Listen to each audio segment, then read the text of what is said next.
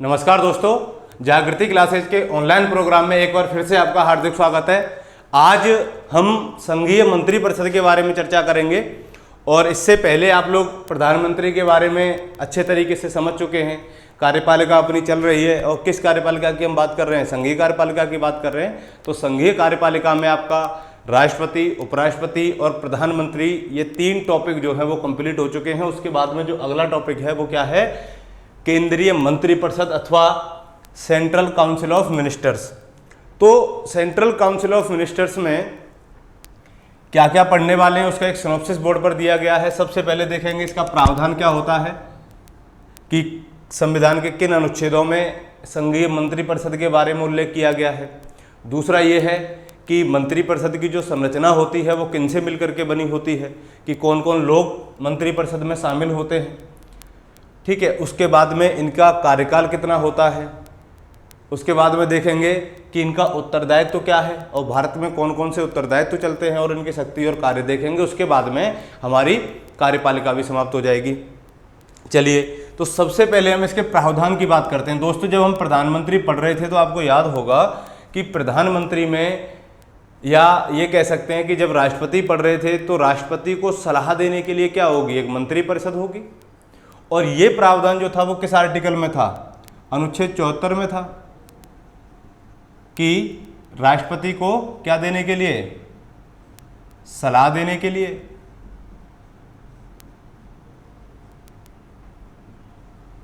क्या होगी?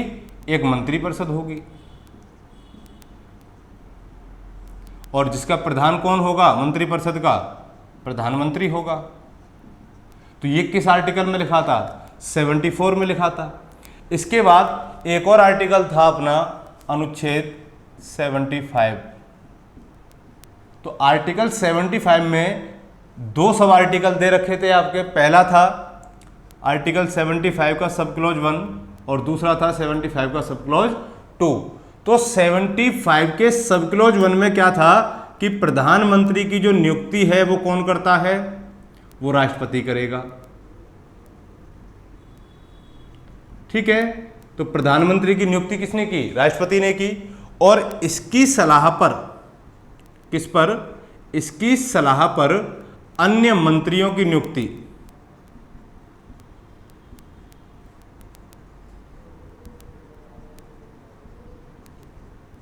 कौन करता है? राष्ट्रपति करता है। तो ये जो बात है ये किस में लिखी है? आर्टिकल 75 के सब क्लॉज 2 में लिखी है। ठीक है, देखिए, अगर हम आपसे बेसिक रूप से सवाल ये पूछा जाए कि बताइए संघीय मंत्रिपरिषद का उल्लेख संविधान के किस भाग में किया गया है? अगर भाग पूछा जाए तो दोस्तों देखिए, अभी हमारा भाग 5 चल रहा है, क्योंकि भाग 5 किससे रिलेटेड है?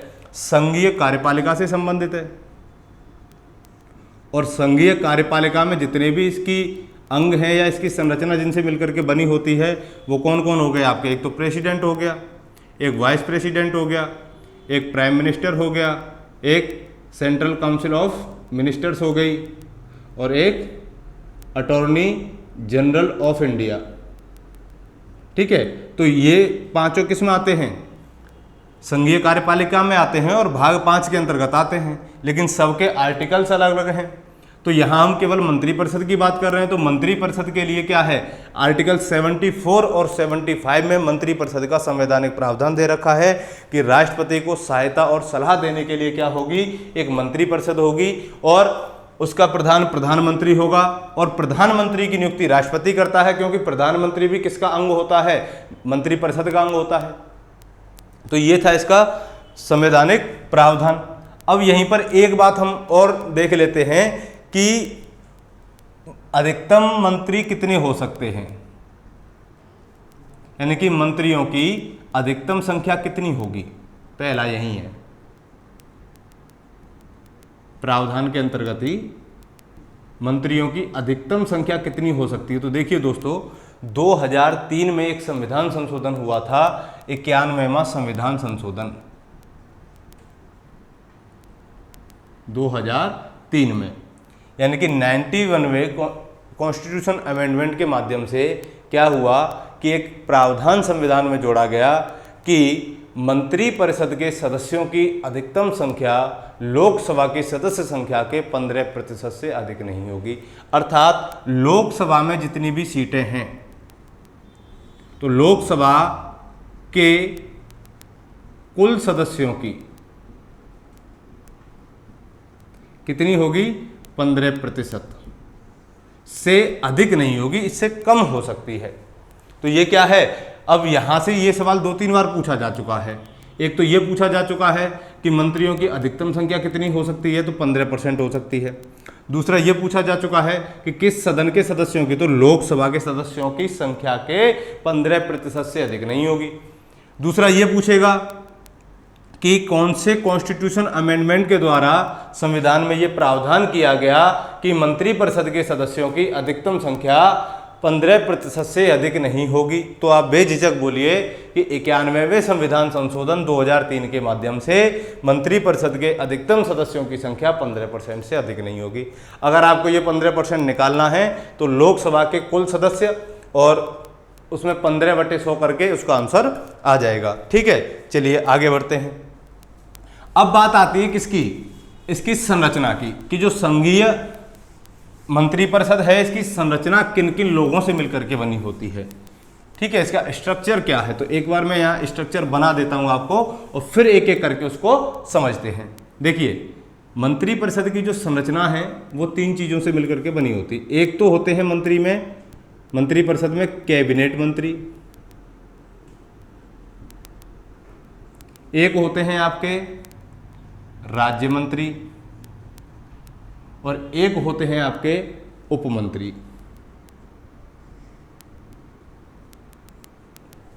देखिए, कैबिनेट मंत्री कौन होते हैं? कैबिनेट मंत्री वो मंत्री होते हैं जिनको अपना अपना एक मंत्रालय सौंपा जाता है, विशेष मंत्रालय जिनको दिया जाता है, या ऐसे मंत्री जो अपने विभाग के प्रमुख होते हैं वो क्या कहलाते हैं? कैबिनेट मंत्री कहलाते हैं। यानी कि मंत्रिपरिषद में ये सबसे महत्वपूर्ण मंत्री होते हैं।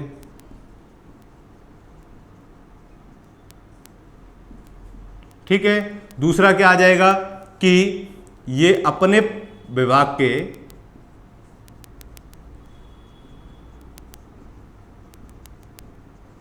प्रमुख होते हैं। तीसरा क्या आ जाएगा? एग्जाम्पल के तौर पर अगर मैं बात करता हूं कि कैबिनेट मंत्री में कौन कौन आते हैं, जैसे वित्त मंत्रालय है तो वित्त मंत्रालय का जो मंत्री होगा वित्त मंत्री होगा, तो ये किस में आता है? कैबिनेट मंत्री में। रेल मंत्री हो गया, विदेश मंत्री हो गया, यानी कि जो प्रमुख विभाग हैं भारत सरकार के अंतर्गत। ठीक है, और इसके अलावा और भी जितने भी मंत्रालय हैं जो मोस्ट इंपॉर्टेंट है वो किसके अंतर्गत आ जाते हैं? कैबिनेट मंत्री के अंतर्गत आ जाते हैं। कैबिनेट मंत्री में ही आपको एक बात यहाँ ये समझ लेनी है कि कैबिनेट मंत्री और प्राइम मिनिस्टर, एक शब्द आपने सुना होगा मंत्रिमंडल। तो मंत्रिमंडल में और मंत्रिपरिषद में क्या फर्क है? देखिए, मंत्रिमंडल में केवल कैबिनेट मंत्री आते हैं और मंत्रिपरिषद में कैबिनेट मंत्रियों के साथ साथ राज्य मंत्री, उपमंत्री भी आते हैं। कैसे समझोगे आप इसको? मैं यहाँ एक गोला बनाता हूँ, एक बार पहले यहाँ बना देता हूँ कि कैबिनेट मंत्रियों से मिलकर के, यानी कि मैं यहाँ लिखता हूँ कि प्राइम मिनिस्टर प्लस कैबिनेट मंत्री, यानी कि प्रधानमंत्री और कैबिनेट मंत्री मिलकर के क्या बनाते हैं? मंत्रिमंडल का निर्माण करते हैं। ठीक है, तो मंत्रिमंडल का निर्माण किन किन लोगों से होता है? या तो क्योंकि जो पीएम होता है ये भी कैबिनेट मंत्री होता है, कैबिनेट का अंग होता है, या तो पीएम, और पीएम मैंने इसलिए लिखा है ताकि आप समझ जाओ कि प्रधानमंत्री भी इसमें शामिल होता है। अगर मैं इसको ना भी लिखूं और केवल ये आ जाए कि कैबिनेट मंत्री ही क्या कहलाते हैं? मंत्रिमंडल कहलाते हैं, तो ये भी सही है, ये भी गलत नहीं है। ठीक है, तो आपको क्या याद रखना है कि प्रधानमंत्री और कैबिनेट मंत्री मिलकर के क्या करते हैं? मंत्रिमंडल का निर्माण करते हैं। जैसे ये एक गोला है, रीजनिंग आपने पढ़ी होगी बहुत पहले, तो मैं इस गोले को मान लेता हूं मंत्रिपरिषद, और इसी मंत्रिपरिषद में एक गोला ये है कैबिनेट मंत्री, एक गोला ये है राज्य मंत्री और एक गोला ये है। तो देखिए ये कैबिनेट मंत्री हो गए आपके, ठीक है। यानी कि मंत्री परिषद में कौन कौन आ जाएंगे, उनका एक गोला है ये। एक हो गया आपका राज्य मंत्री और एक हो गए आपके उप मंत्री। तो इस तरीके से आप इनको याद रख सकते हो। तो ये पूरा गोला किसका बन रहा है, मंत्री परिषद का बन रहा है। लेकिन जब ये पूछा जाए कि कैबिनेट मंत्री ही क्या होते हैं, मंत्रिमंडल होते हैं, तब कैसे गोला बन जाएगा कि ये गोला है और इसी गोले के अंदर क्या कह सकते हैं हम, कैबिनेट मंत्री मंत्रिमंडल में आ जाएगा। चलिए अब देखते हैं क्या कि राज्य मंत्री क्या होते हैं। यानी कि कैबिनेट मंत्री में आप ये लिखना कि ऐसे मंत्री जो अपने अपने विभाग के प्रमुख होते हैं कैबिनेट मंत्री कहलाते हैं, और कैबिनेट मंत्रियों से मिलकर के मंत्रिमंडल का निर्माण होता है। मंत्रिमंडल में एक बात आप समझिए कि मंत्रिमंडल जो शब्द है ये मूल संविधान में नहीं था। तो मूल संविधान में नहीं था तो इसको जोड़ा कब गया, तो देखिए दोस्तों, इसको जोड़ा गया था 44वें कॉन्स्टिट्यूशन अमेंडमेंट 1978 के माध्यम से। यानी कि 44वें संविधान संशोधन 1978 के द्वारा मंत्रिमंडल शब्द को अनुच्छेद 352 में जोड़ा गया था। किसमें, अनुच्छेद 352 में। यानी कि जब आंतरिक अशांति के आधार पर इंदिरा गांधी ने इमरजेंसी लगाई थी और उस इमरजेंसी के प्रावधानों को बदलने के लिए जनता पार्टी की सरकार 77 में चुनाव जीती और सत्ता में आई और मोरारजी देसाई क्या बने, प्रधानमंत्री बने। तो मोरारजी देसाई ने क्या किया, आते ही संविधान में 44वां संशोधन किया और 44वें संशोधन के माध्यम से बहुत सारे प्रावधान 42वें संविधान संशोधन के बदले गए और उसी के साथ में उन्होंने अनुच्छेद 352 की भाषा में परिवर्तन किया। मूल संविधान में जो अनुच्छेद 352 की भाषा थी वो ये थी कि युद्ध, बाह्य आक्रमण और आंतरिक अशांति के आधार पर राष्ट्रीय आपातकाल की घोषणा राष्ट्रपति कर सकता है। उसके बाद में क्या हुआ कि जैसे ही जनता पार्टी की सरकार आई तो उसने आंतरिक अशांति नामक शब्द के स्थान पर सशस्त्र विद्रोह शब्द को जोड़ दिया और एक शब्द और जोड़ा 352 में, कौन सा, मंत्रिमंडल। और ये प्रावधान कर दिया कि राष्ट्रपति मंत्रिमंडल की सलाह के अनुसार या परामर्श के आधार पर राष्ट्रपति शासन की राष्ट्रीय आपातकाल की घोषणा कर सकता है। ठीक है, ये बात समझ में आ गई। अब एक मंत्री आते हैं अपने कौन से, राज्य मंत्री। तो देखिए राज्य मंत्री की जो कैटेगरी होती है ये दो प्रकार की होती है। एक कैटेगरी तो वो मंत्री जो कैबिनेट मंत्री के सहायक के रूप में काम करते हैं, यानी कि ऐसे राज्य मंत्री जो कैबिनेट मंत्री के सहायक के रूप में काम करते हैं।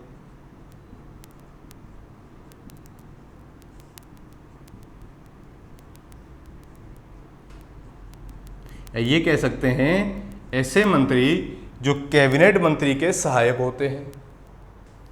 दूसरा, राज्य मंत्री स्वतंत्र प्रभार, ये शब्द आपने सुना होगा कई बार, राज्य मंत्री स्वतंत्र प्रभार। तो देखिए स्वतंत्र प्रभार का मतलब है कि ऐसे मिनिस्टर्स जो किसी कैबिनेट मंत्री के अधीन काम नहीं करते, अर्थात वो अपने अपने विभाग के प्रमुख होते हैं। क्या होते हैं, वो अपने विभाग के प्रमुख होते हैं। अब देखिए, अब दोनों को मिक्स करके पढ़िए कि राज्य मंत्री और कैबिनेट मंत्री के सहायक मंत्रियों को, यानी कि ये कह सकते हैं कि जितने भी राज्य मंत्री होते हैं इन सभी मंत्रियों को कैबिनेट की बैठक में भाग लेने का अधिकार नहीं होता है।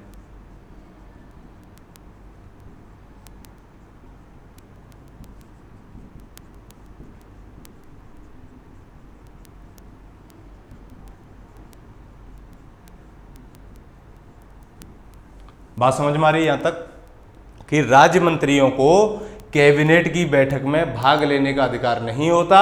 तो कैबिनेट की बैठक में केवल कौन भाग लेते हैं, कैबिनेट मंत्री भाग लेते हैं जो मंत्रिमंडल का निर्माण करते हैं। इनको दो कैटेगरी में बांटा गया है राज्य मंत्रियों को। एक तो ऐसे मंत्री जो कैबिनेट मंत्री के सहायक के रूप में कार्य करते हैं, और एक ऐसे मंत्री जो अपने अपने विभाग के प्रमुख होते हैं। बात समझ में आई? अब एक कैटेगरी आती है आपकी उप मंत्रियों की, जिन्हें बोला जाता है कनिष्ठ मंत्री बोल लीजिए या जूनियर मिनिस्टर बोल लीजिए। तो ये ऐसे मंत्री होते हैं जो कैबिनेट मंत्री या राज्य मंत्री स्वतंत्र प्रभार के अंडर में रह करके काम करते हैं। ठीक है, तो कह सकते हैं इनको कि ये कैबिनेट मंत्री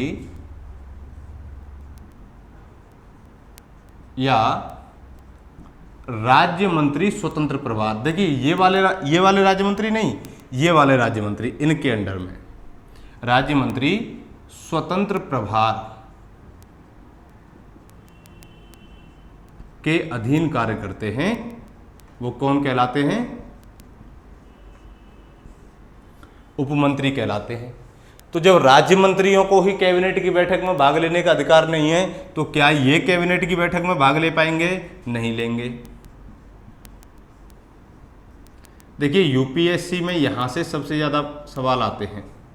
संघीय कार्यपालिका हो गई, संघीय विधायिका हो गई, राज्य की कार्यपालिका हो गई और राज्य का विधानमंडल हो गया। तो यहाँ से सबसे ज़्यादा क्वेश्चन पूछे जाते हैं, और उनकी भाषा को पता नहीं कैसे चेंज कर दिया जाता है, किस तरीके से बदला जाता है, ये तो ऊपर वाला ही जानता है गूगल ट्रांसलेट करके। ठीक है, तो इनको एक बार अच्छे से समझ जाओगे तो आपका वहाँ पर एक भी क्वेश्चन गलत नहीं होगा। तो ये हो गई इसकी संरचना कि मिनिस्टर्स की जो संरचना होती है वो किससे मिलकर के बनी होती है? कैबिनेट मंत्री, राज्य मंत्री और उपमंत्री। और ये तीनों मंत्री मिलकर के क्या बनाते हैं? मंत्रिपरिषद का निर्माण करते हैं। देखिए मंत्रिपरिषद में और मंत्रिमंडल में इतना अंतर है कि जो मंत्रिपरिषद होती है वो कई सारे मंत्रियों का एक निकाय होती है, जबकि कैबिनेट मंत्रालय जो होता है, जो कैबिनेट मंत्री होते हैं, ये क्या है? 15 से 20 मंत्रियों का समूह होता है, जबकि ये 50 से 60 मंत्रियों का समूह होता है। ठीक है, ये संवैधानिक निकाय है, इसको बाद में जोड़ा गया मंत्रिमंडल को। तो अब आगे क्या आता है? इसका कार्यकाल आता है।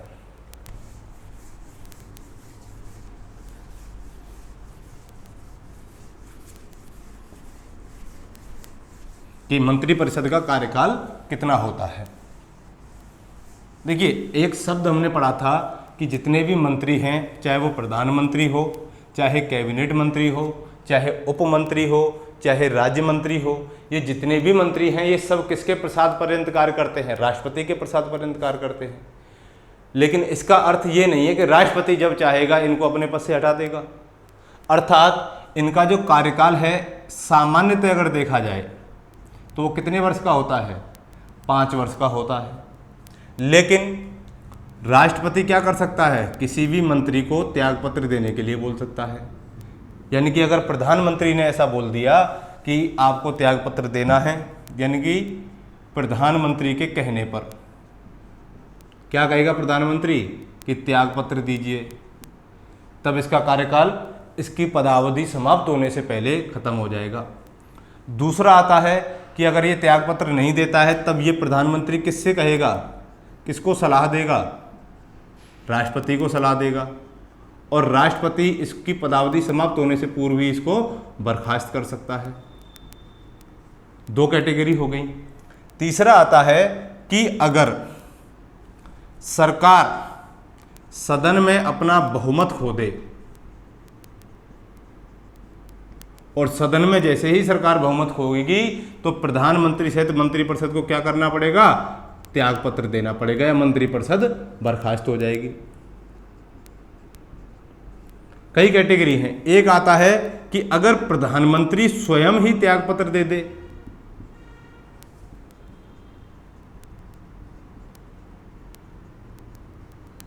तो जैसे ही प्रधानमंत्री स्वयं त्यागपत्र देगा मंत्रिपरिषद क्या हो जाएगी? बर्खास्त हो जाएगी। एक होता है कि सरकार विश्वास मत हासिल नहीं कर पाती, किसमें? लोकसभा में, तो प्रधानमंत्री सहित किसको? सभी मंत्रियों को या मंत्रिपरिषद को अपना त्यागपत्र देना पड़ेगा, या वो समाप्त हो जाएगी। दूसरी बात आती है कि अगर पीएम का निधन हो जाता है, तो पीएम का निधन होगा तो प्रधान जो मंत्रिपरिषद होती है वो क्या हो जाती है, बर्खास्त हो जाती है। तो ये कुछ तरीके थे इसकी बर्खास्तगी के, इसको समाप्त करने के। और औसत अगर कार्यकाल की बात की जाए जो सामान्यतः होता है वो क्या है, 5 वर्ष मंत्रिपरिषद का कार्यकाल होता है। आगे बढ़ते हैं,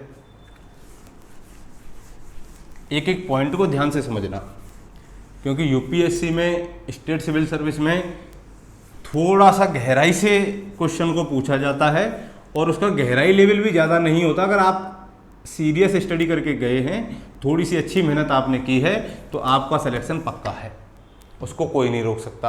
अगर मजाक में पढ़ के निकल गए तो आपको एग्जाम हॉल में तो ये लगेगा कि सब सुना सुना है, लेकिन जब पेपर देने बैठोगे तो ऐसा लगेगा कि सब सूना सूना है।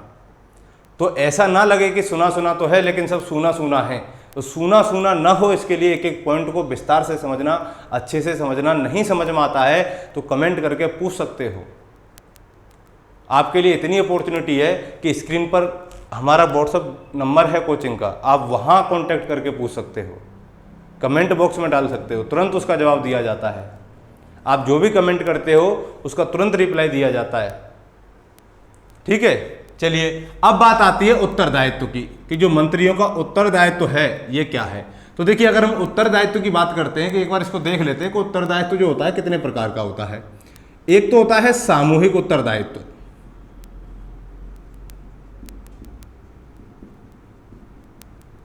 एक होता है व्यक्तिगत उत्तरदायित्व,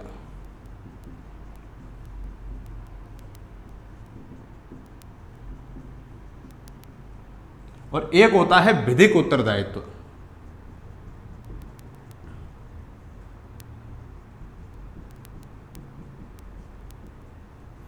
सामूहिक उत्तरदायित्व का मतलब क्या हो गया कि मंत्रिपरिषद का जो सामूहिक उत्तरदायित्व है ये किसके प्रति होगा, अर्थात ये अपनी नीतियों की, ये अपनी योजनाओं के, ये अपने कार्यों की जानकारी किसको देते हैं, लोकसभा को देते हैं। क्योंकि लोकसभा निम्न सदन है और निम्न सदन होने की वजह से जनता के प्रतिनिधि सीधे तौर पर चुन करके कहाँ आते हैं, लोकसभा में आते हैं। तो जनता की इच्छा के अनुसार कार्य कौन करता है, मंत्रिपरिषद करती है। और मंत्रिपरिषद की जवाबदेही किसके प्रति होगी, लोकसभा के प्रति होगी।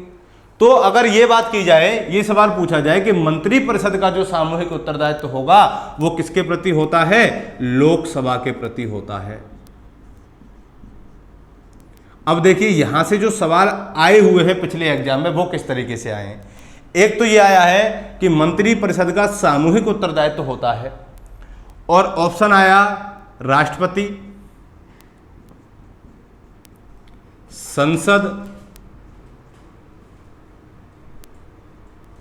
प्रधानमंत्री और सर्वोच्च न्यायालय।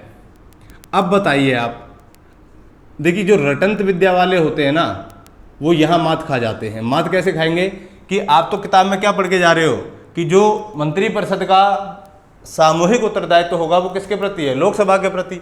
लेकिन ऑप्शन ये आ गया, तब आपको इसमें से क्या लगाना है, संसद लगाना है। एक सवाल ये भी आ जाता है कि राष्ट्रपति भी दे रखा है, संसद के स्थान पर निम्न सदन, और बाकी सारे ऑप्शन आ जाएं।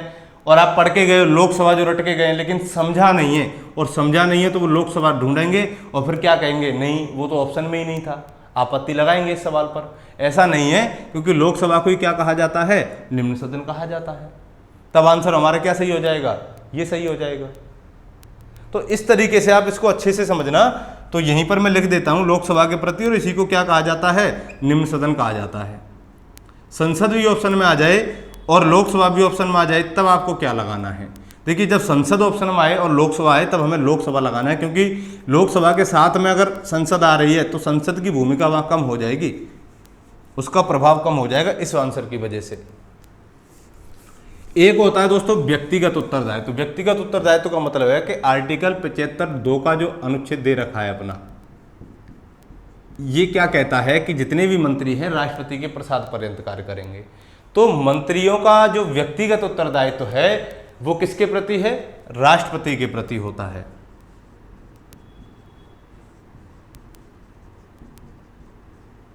ये ध्यान रखना। जब सामूहिक उत्तरदायित्व की बात की जाए तो लोकसभा के प्रति, व्यक्तिगत उत्तरदायित्व की बात की जाए तो राष्ट्रपति के प्रति। विधिक उत्तरदायित्व एक ऐसी चीज है जो भारत में नहीं चलती है, अर्थात यह भारत में नहीं चलती। कहां पर चलती है इस प्रकार की प्रक्रिया? ब्रिटेन में चलती है। ये आप याद रखना। तो ये उत्तरदायित्व होते हैं, और उत्तरदायित्व तीन तरीके के हो गए। एक तो हो गया आपका सामूहिक उत्तरदायित्व, एक व्यक्तिगत उत्तरदायित्व और एक विधिक उत्तरदायित्व। इनको अच्छे तरीके से समझ गए होंगे। यहां से यही सवाल आते हैं बार बार, किसके प्रति? लोकसभा के प्रति। बस इसी को रट जाओ, हो जाएगा। अब लास्ट पॉइंट बचता है हमारा कि जो मंत्री परिषद है इसकी शक्तियां क्या होंगी, इसके कार्य क्या होंगे। दोस्तों एक पॉइंट उससे पहले यहां समझ लीजिए, जैसे मैं पहले भी बता चुका हूं आपको प्राइम मिनिस्टर वाले लेक्चर में, कि मान लो कि अगर कोई व्यक्ति संसद के किसी भी सदन का सदस्य नहीं है और इसको अगर मिनिस्टर बनाना है तो कैसे बनाएंगे? देखिए, तो ये कितने माह तक बनेगा? 6 माह तक अधिकतम मंत्री बनेगा, लेकिन 6 माह के अंदर क्या करनी पड़ेगी? इसको संसद की सदस्यता ग्रहण करनी पड़ेगी। अगर 6 महीने में संसद की सदस्यता ग्रहण कर लेता है तो क्या होगा? ये आगे मंत्री बना रहेगा। अगर नहीं कर पाता है तो अधिकतम कितने माह तक मंत्री बन सकता है? 6 माह तक मंत्री बन सकता है। इस बात को आप याद रखना। चलिए, शक्ति एवं कार्य। तो सबसे पहले तो हम ये देखेंगे कि जो मंत्रियों के अधिकार होते हैं, मंत्रियों के क्या अधिकार हैं। तो मैं इसको एक बार ऐसे ही मौखिक रूप से बता रहा हूं कि मंत्री जो होता है वो सदन के किसी भी सदन में भाग ले सकता है और किसी भी सदन में बोल सकता है। अगर मंत्री परिषद की शक्तियों की बात करते हैं तो इसकी शक्तियां क्या होंगी? तो प्राइम मिनिस्टर वाले वीडियो में मैंने आपको बताया था लेक्चर में कि अगर इसकी पावर्स की बात करते हैं तो पहली पावर्स होगी कि मंत्री परिषद देश के लिए नीतियों का निर्धारण करती है। तो पहला कार्य क्या हो जाएगा इनका? नीतियों का निर्धारण करना। नीतियों का निर्धारण करना। दूसरा कार्य क्या हो जाएगा इनका? देखिए, एक चीज संघ की जो कार्यपालिका है, तो संघ की कार्यपालिका का जो नाम मात्र का मुखिया होता है वो कौन होता है? राष्ट्रपति होता है, जो कि वास्तविक मुखिया प्रधानमंत्री होता है। तो संघ की जो व्यवहारिक शक्ति है, व्यवहारिक शक्ति का मतलब है कि उसका पावर का जो वास्तविक इस्तेमाल कौन करता है? वो मंत्री परिषद करती है। तो ये कह सकते हैं कि संघ की कार्यपालिका की शक्ति का व्यवहारिक प्रयोग कौन करता है? मंत्री परिषद करती है।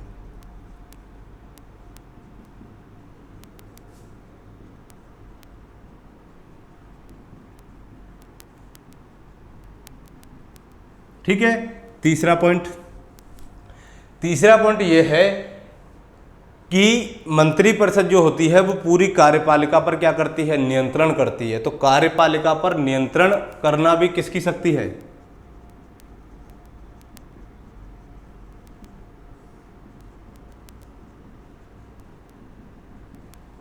मंत्री परिषद की शक्ति है। ठीक है। एक बात आती है कि जो पहले तो क्या होता था कि जो राष्ट्रपति है वो लोकसभा में और राज्यसभा में दोनों में ही 2 व्यक्ति तो लोकसभा में और 12 सदस्य राज्यसभा में मनोनीत करता था। अब क्या हुआ है? 126 में कॉन्स्टिट्यूशन अमेंडमेंट के माध्यम से लोकसभा में जो 2 एंग्लो इंडियंस की राष्ट्रपति मनोनीत करता था उसको समाप्त कर दिया गया है। अब केवल राष्ट्रपति राज्यसभा में 12 सदस्यों को मनोनीत कर सकता है। तो राष्ट्रपति जब किसी व्यक्ति का मनोनयन करता है, किसी भी व्यक्ति को दोनों सदनों में भेजता था या भेजता है, अब एक सदन में भेजता है राज्यसभा में।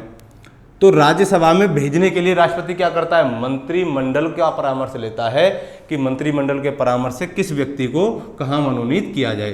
तो ये कह सकते हैं कि मंत्रिमंडल के परामर्श से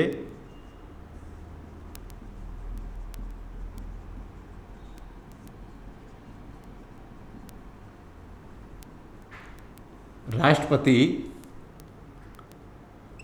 संसद में सदस्यों को मनोनीत करता है। परामर्श किसका आवश्यक है? मंत्रिमंडल का। ठीक है। अगली पावर यह है कि जो राष्ट्रपति अध्यादेश जारी करता है अनुच्छेद 123 के तहत, तो अध्यादेश जारी करने के लिए भी किसका परामर्श आवश्यक होता है? मंत्रिमंडल का परामर्श आदेश जरूरी होता है। तो राष्ट्रपति द्वारा अध्यादेश जारी करने के लिए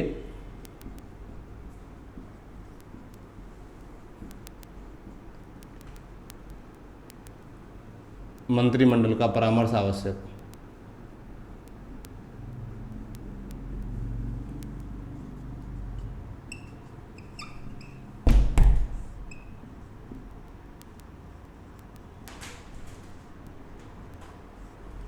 ठीक है।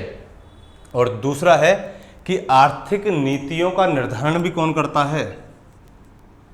मंत्रिपरिषद करती है। आर्थिक नीतियों का निर्धारण, जैसे बजट का प्रावधान हो गया, कोई नया कर लगाना हो, कर अधिरोपण हो गया, ये किस में आता है? आर्थिक नीतियों में आता है। बजट का प्रावधान हो गया, वो किस में आता है? आर्थिक नीतियों में आता है। तो ये जो जितनी भी पावर्स हैं ये किसकी हैं?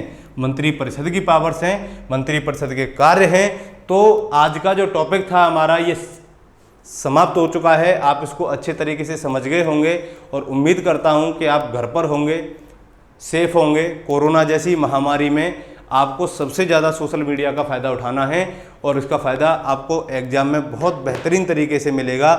और आपके जितने भी मित्रगण जो सिविल सर्विस से जुड़े हुए हैं या अन्य स्टेट पीसीएस से जुड़े हुए हैं, आप उनको भी इसको ज़्यादा से ज़्यादा शेयर कीजिए और बोलिए एक बार देखने के लिए, ठीक है, जिससे कि उनको भी इसका लाभ मिल सके। तब तक के लिए आप मस्त रहिए, व्यस्त रहिए। थैंक यू, धन्यवाद।